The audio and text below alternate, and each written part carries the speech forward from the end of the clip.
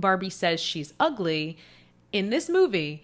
And you're like, wait, if Barbie's ugly, there's just like a lot to unpack in that portion of the movie. And yeah, that's kind of where they kind of lost my vote. That was a part where I was like, I wish somebody had edited this.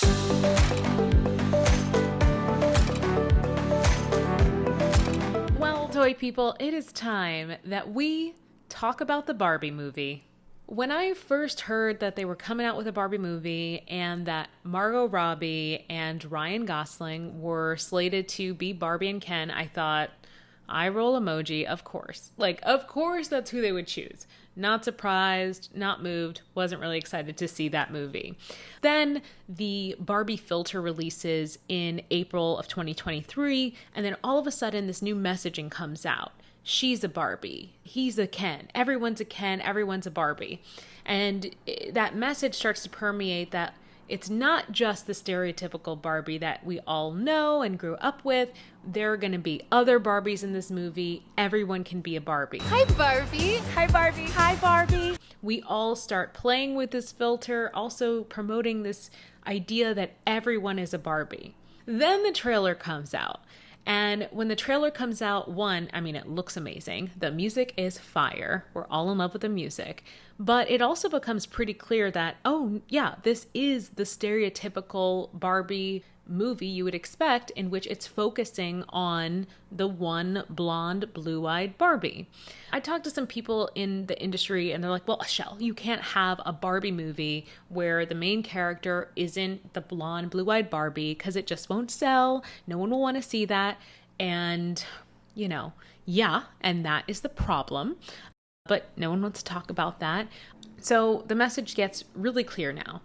Everyone can be a Barbie, but there still is the one true Barbie, the Barbie we're going to follow, okay? Fine. So I go see this movie. Gotta say, opening scene, perfection. The opening scene does say that before Barbie, little girls were just relegated to playing with their baby dolls. They were relegated to the role of mothers. But once Barbie came in, little girls are just smashing their dolls and now they can be anything. I did, however, notice I didn't see any little black girls in that first scene. I just have to say, if you're a brand that has notoriously had issues with diversity, you need to have somebody of every race just watching your movie saying, where am I? Where am I? Where's the Asian girl? Where's the black girl? Where's the Indian girl? And just making sure we're on point here, because I did notice it. Being a black girl that did play with this brand as a kid, I noticed it. The moment when Margot Robbie's legs appeared in this opening scene, actually it was plastic legs at first that turned into Margot Robbie. Iconic. Beautiful moment. Greta loved it. Yes, yes, yes. So good. That look that Margot had, definitely going to be Halloween costume of 2023. Loved it. Amazing. However, this opening scene is one that I've had some industry friends contact me and say they had problem with. Why? Because Barbie was really taking the position as the brand that allowed little girls to grow up and be more than just mothers. Not really, at this point at least, addressing the fact that Barbie did create some unrealistic beauty standards for little girls. And there are just so many brands in the toy industry today that really authentically are attacking this need to create a product that inspires and empowers little girls to be larger than life women as they grow up by showing them stories of the past, by helping them appreciate their own culture and skin and hair. So, that part is rough because, it is a movie. They did make this an impactful scene, but, in the toy industry as a whole, some of us were looking at it like, who said what? That brand said they did what now? So there's that part. So then at this point, a little girl just throws up a little baby doll, smashes it, and the era of Barbie begins. Greta, again with this scene, loved it. Barbie Land begins. We open up into Barbie World, amazing overhead shot of Margot Robbie, and then she's just kind of living out her day as a doll.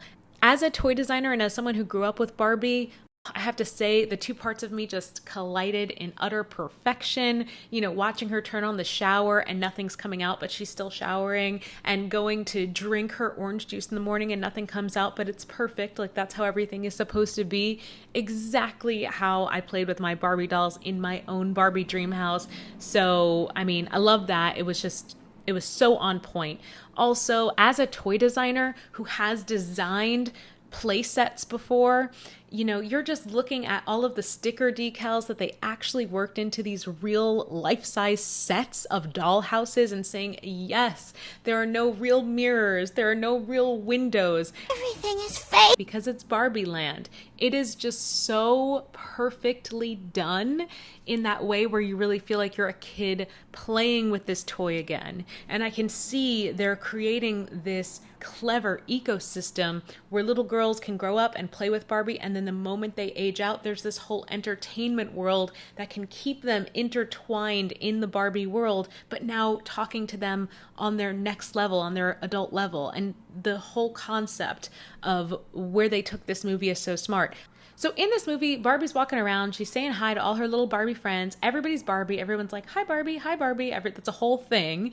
But, you know, it's interesting because I distinctly remember when I was a kid that everyone was not Barbie. That it was like really clear that Barbie was the blonde-haired, blue-eyed doll, and then all of her friends were her friends. And you and your friends would choose like who you are and who you resonate with. It was almost like the Spice Girls, like I'm Baby Spice, I'm Posh Spice. You would pick your Barbie. So I have a big sister, so I really resonated with Skipper. I thought she was so cute. I loved her little sneakers. She was my girl, even though she wasn't in this movie. I see you, Mattel. I am offended.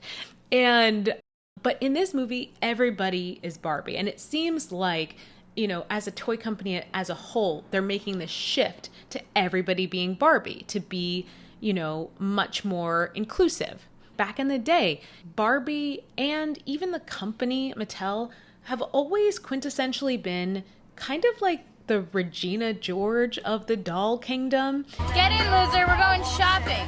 And I say that because Barbie, she always was the doll that you just wanted to be. You wanted to be like her. You wanted to be friends with her. You wanted her to like you.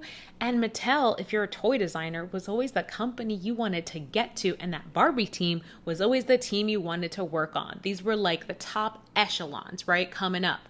So, you know, it's really hard for somebody who has come up with Barbie and now this movie being made for, you know, my generation, hard to see that switch and to believe that switch, that now this Barbie would totally be your friend. It's okay. It's okay that you don't look like her and you're not skinny like her and you don't have the hourglass shape of the dream house or the pink car. This Barbie will be your friend. That was a really hard pill to swallow. So now you quickly realize in this movie that Barbie Land is super female-centric. Women run everything. Kens are like decorations, right? And then all of a sudden, our main Barbie, stereotypical Barbie as she would later be called, Margot Robbie's Barbie, she goes haywire. She starts thinking thoughts of death. Her feet go flat. Barbie, no! It's an utter mess, right? Everyone's freaking out at these flat feet because apparently Skipper doesn't exist in this world. But for some reason, Barbie goes haywire, right? So now she finds out she's got to go to the real world to stop from going so haywire. So in the real world, Barbie realizes that the whole world is upside down. It's not what she thought. Women don't rule the world, men rule the world, and she's like, what is going on? So this is really where the movie gets more heavy-handed in feminism, when Barbie starts getting kind of catcalled by construction workers and she feels so uncomfortable and she's voicing all of her concerns. And it is a nice moment where this doll that we grew up with is now expressing our concerns to the rest of the world through this movie, right? Our concerns being us as real women in the everyday world. And she's like, what is going on here?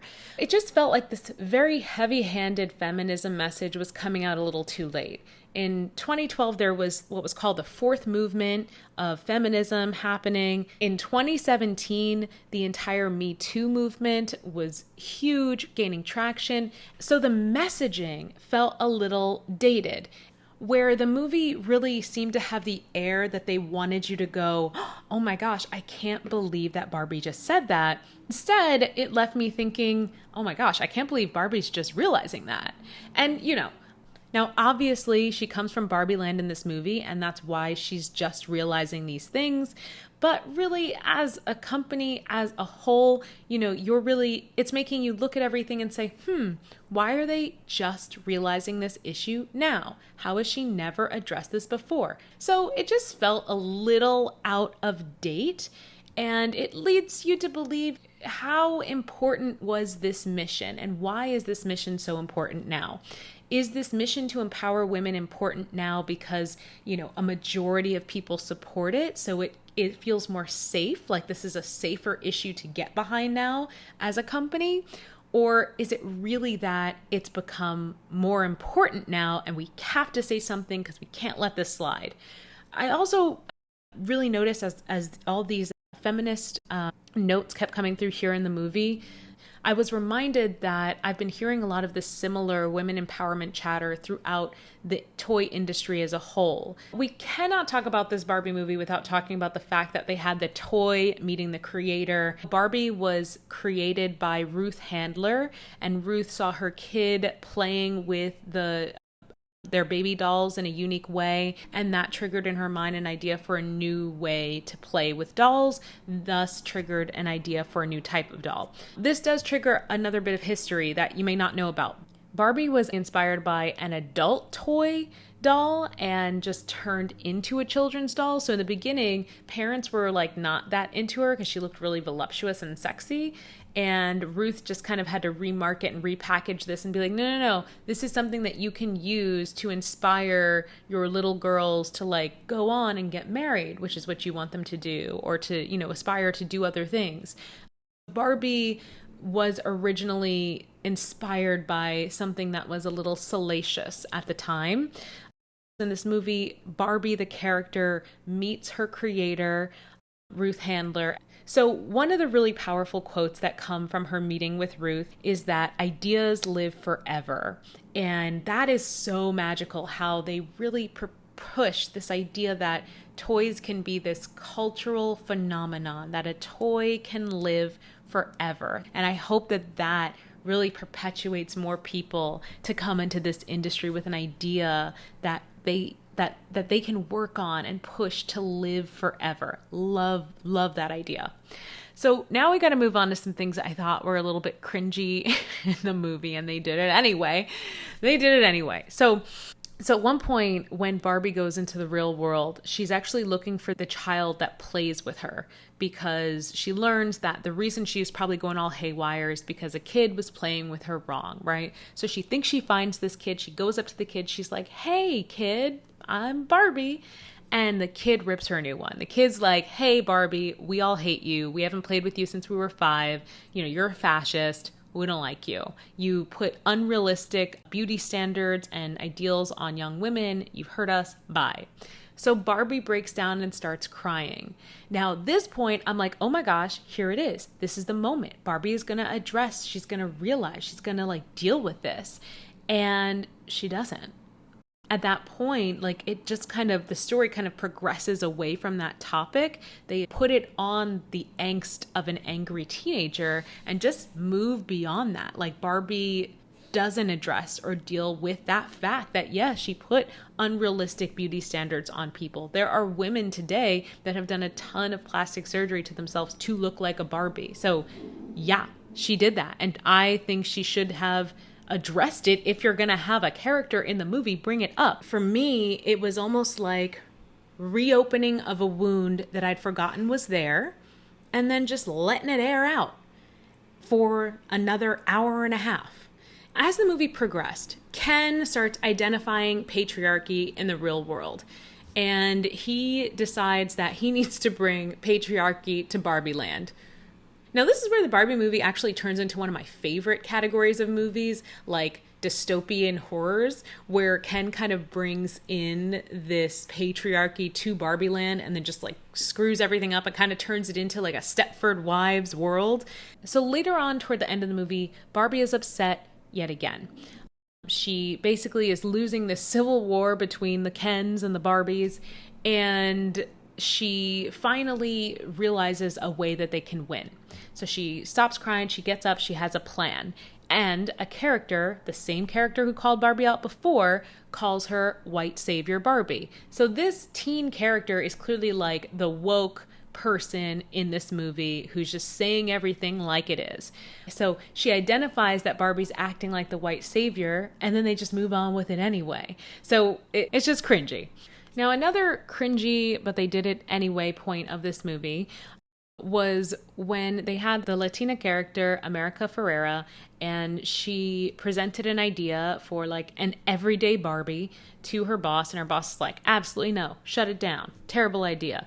That was like, it was just so realistic that it was like, ooh, that kind of hurts, because it's like really what would happen in the toy industry. And then his coworker punches numbers and says that actually will sell, and then they say, oh great, let's do it. It just was like cringy, because it was, yeah, this is actually what happens, and do you really want to tell people that? Because it's not a positive, you know. It was just kind of like, oh, I don't know.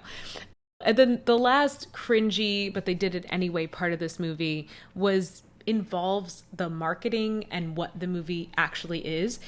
Because the marketing was this, everybody can be Barbie, everyone is a Barbie.